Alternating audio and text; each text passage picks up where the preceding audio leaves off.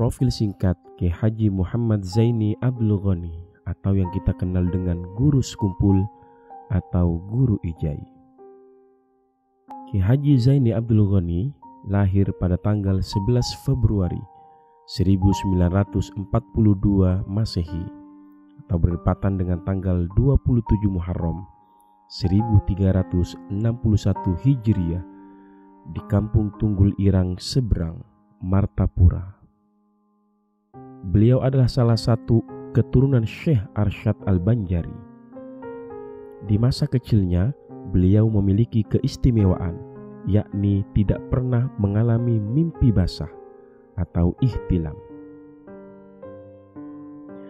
Pendidikan pertamanya diberikan oleh kedua orang tuanya, yakni Haji Abdul Ghani dan Hajjah Masliyah binti Haji Mulia, dan oleh neneknya Hajjah Salbiyah. Nama lengkapnya adalah Kiai Haji Muhammad Zaini Abdul Ghani atau Syekhuna Al-Alim Al-Allamah Muhammad Zaini bin Al-Arif Billah Abdul Ghani bin Abdul Manaf bin Muhammad Seman bin Muhammad Sa'ad bin Abdullah bin Al-Mufti Muhammad Khalid bin Alim Al-Allamah Al-Khalifah Hasanuddin bin Syekh Muhammad Arsyad Al-Banjari yang bergelar Al-Alimul Allamah Al-Arif Billah Al-Bahrul Ulum Al-Waliyul Kutub Al-Syekh Al-Mukarram Maulana. Biasa dipanggil Abah Guru Sekumpul atau Tuan Guru Ijai. Beliau adalah sufi termasyhur dan karismatik Martapura, Kalimantan Selatan, yang menyatukan syariat, tarikat, dan hakikat dalam dirinya. Selain itu, beliau juga salah satu ulama yang mempopulerkan Simtud Duror atau Maulid Habsyi di Kalimantan Selatan. Pada zamannya, Guru Ijai adalah salah satunya ulama Kalimantan atau mungkin di Indonesia yang mendapat otoritas untuk mengijazahkan tarikat Samaniyah yang didirikan oleh Syekh Muhammad Saman. Pada usia 7 tahun, beliau masuk madrasah di Kampung Keraton, Martapura. Saat kecil, beliau belajar Al-Quran pertama kali kepada Guru Hasan. Orang tuanya yang tergolong orang sederhana dan selalu membekalinya sebotol minyak untuk diberikan kepada gurunya ini. Sejak usia 10 tahun, Guru Ijai telah dikaruniai kasyaf hissi, yakni mampu melihat dan mendengar apa yang tersembunyi atau hal-hal gaib. Pada usia 14 tahun, beliau dikaruniai futuh, pencerahan spiritual saat membaca sebuah tafsir Al-Quran. Pada masa remaja ini pula, beliau mengalami perjumpaan spiritual dengan Sayyidina Hasan dan Husain, cucu Rasulullah.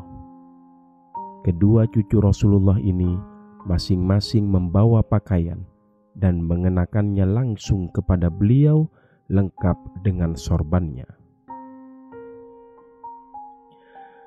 Beliau melanjutkan pendidikannya ke pesantren Datuk Kelampayan Bangil, Jawa Timur, kepada Kiai Sarwani Abdan juga yang berasal dari Martapura. Di sini beliau selain mendapatkan pendidikan syariat, juga mendalami ilmu spiritual. Selanjutnya, beliau berguru kepada Syekh Falah di Bogor.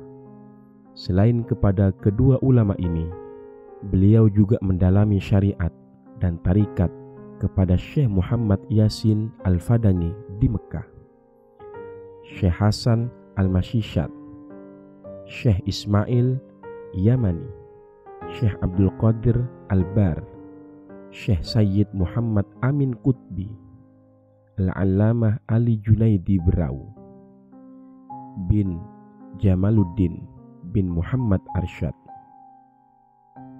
Atas petunjuk Syekh Ali Junaidi, beliau kemudian belajar kepada Syekh Fadil Muhammad, guru Gadung.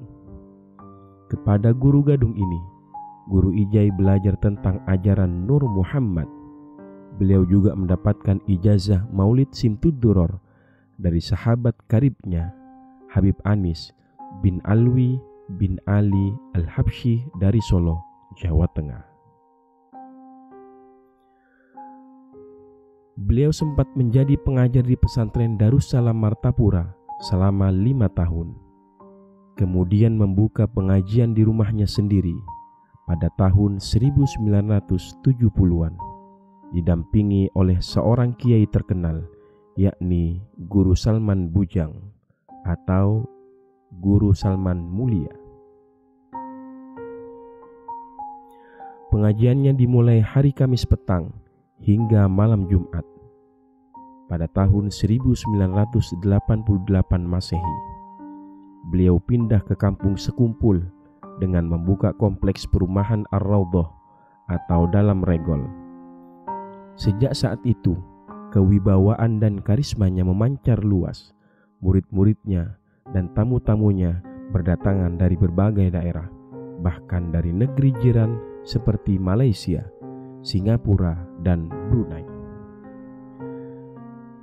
Sebagai ulama, beliau dikenal sebagai orang yang amat lembut, penyayang, sabar, dermawan, dan tekun. Tamu-tamu yang datang selalu dijamu makanan, termasuk pada waktu pengajian. Tidak kurang dari 3.000 orang selalu datang ke pengajiannya dan selalu diberi jamuan makan. Apapun yang terjadi terhadap dirinya, beliau tidak pernah mengeluh. Bahkan pernah beliau dipukuli oleh orang-orang yang dengki kepadanya, namun beliau tidak pernah mengeluh atau mendendam sama sekali. Beliau juga mengajarkan kepada orang senantiasa mencintai dan hormat kepada ulama yang baik dan soleh. Hal ini sudah dilakukannya sejak kecil. Beliau selalu menunggu di tempat yang biasa dilewati oleh Syekh Fadil Zainal Ilmi pada hari-hari tertentu, semata-mata hanya untuk bersalaman dan mencium tangan kiai tersebut. Kedermawanannya ini tampak bukan hanya kepada lingkungan sekitar, tetapi juga ke setiap orang yang disinggahinya. Salah satu pesannya adalah jangan bakhil atau jangan pelit, karena itu adalah sifat tercela. Beliau sering mengutip pesan, pintu surga diharamkan bagi orang yang bakhil atau pelit. Beliau juga mengajarkan apa yang disebutnya kaji gawi, artinya menuntut ilmu dan diamalkan. Salah satu keunikannya dalam berdakwah adalah perhatiannya kepada kesehatan umat. Pada waktu tertentu, beliau mendatangkan dokter spesialis jantung, ginjal, paru, mata, dan sebagainya untuk memberikan penyuluhan kesehatan sebelum pengajian dimulai. Beliau juga menulis beberapa kitab, di antaranya adalah Risalah Mubarakah, Manaqib Asy-Syaikh Sayyid Muhammad bin Abdul Karim Al-Qadiri Al-Hasani Asy-Syaikh Samman Al-Madani, Risalah Nuraniyah fi Syarhit Tawassul As-Sammaniyah, dan Nubdatun fi Manaqib Al-Imam Al-Masyhur bil Ustadz Al-A'zam Muhammad bin Ali Ba'alawi. Guru Ijai wafat pada hari Rabu tanggal 10 Agustus tahun 2005. Beliau sempat dirawat di rumah sakit Mount Elizabeth, Singapura selama 10 hari. Sebelum dimakamkan di kompleks pemakaman keluarga di dekat Musola Ar-Raudhah Rabu sore sekitar pukul 16.00 atau jam 4, warga masyarakat yang datang diberikan kesempatan untuk melakukan sholat jenazah secara bergantian. Kegiatan ibadah ini berpusat di Musholla Ar-Raudhah Sekumpul yang selama ini dijadikan tempat pengajian oleh guru Sekumpul. Terima kasih atas segala perhatian, mohon maaf atas segala kekurangan, mohon dimaafkan. Terima kasih.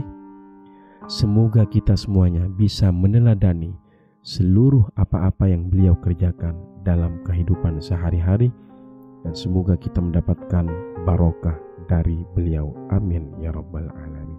Assalamualaikum warahmatullahi wabarakatuh.